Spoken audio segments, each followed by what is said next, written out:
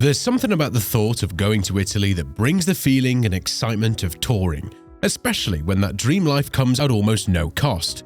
From all indications, the ancient nation is trying to attract people by all means. One of the ways it's doing that is the free housing scheme, which appears just too good to be true. But as the saying goes, if it looks too good to be true, then it is too good to be true. So the question is, why is Italy giving free housing, and what are the consequences? Before we continue, do like this video and subscribe to the channel. If you're going to purchase a home in Italy, it would cost nothing less than hundreds of thousands of dollars, which would only cover for a humble space. But now in major towns in the country, homes are offered for free. But like you guessed, it's a catch. In order for you to secure the free home, you must present a clear renovation proposal for the property and renovate it within 3 years. Now, this renovation varies depending on the state of the building before it was acquired. But however it is, it will not cost anything less than $150 per 10 square feet.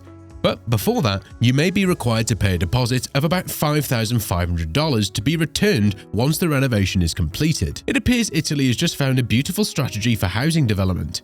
In fact, in an interview, Vincenzo Giambrone, the mayor of Camerata, one of the famous towns in Sicily, mentioned that it was sad to see the gorgeous old historical centre of a city go into ruins, and that he would ensure something drastic is done about it.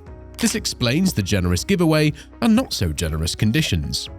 The desperation to get people to move in and develop the city has increased in recent times, and now Giambrone has even offered a bonus of €1,000 to couples who move to Camerata and have a baby. And for the homes that are not totally free, they are sold for only €1, which is as good as free. And residents are free to use the buildings as private homes or for businesses, like a bed and breakfast or a restaurant. All of this in an effort to get new homeowners to restore the almost lost communities. Yet, this new scheme of wrapping homes in a €1 gift card seems too drastic and is causing the whole world to wonder if Italy is in trouble.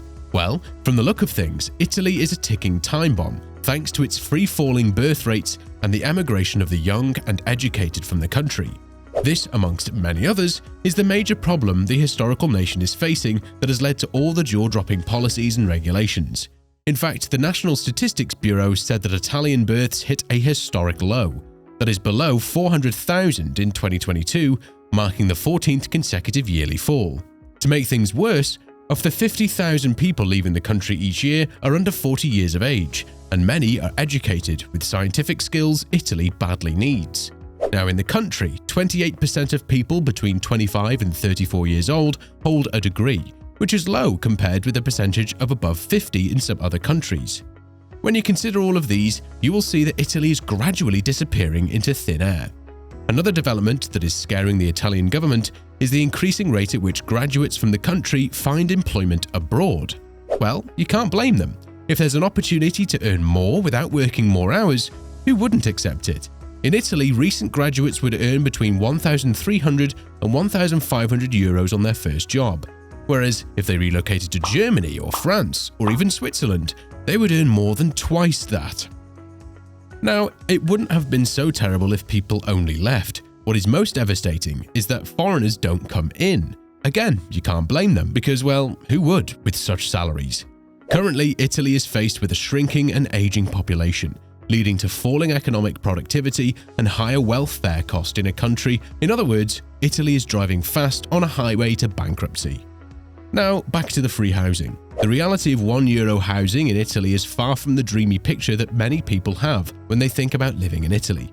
These so-called free houses may seem like a great opportunity at first glance, but the truth is quite different. Even though the concept of buying a house for just €1 sounds exciting, it comes with a host of challenges and drawbacks that are not so exciting. So brace yourself as we explore the hidden costs of the no-cost housing deal Italy presents.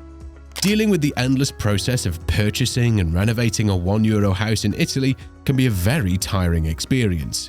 The seemingly endless paperwork and regulations can give you a headache. You'd literally find yourself buried under a mountain of forms, endlessly waiting for approvals that never seem to come.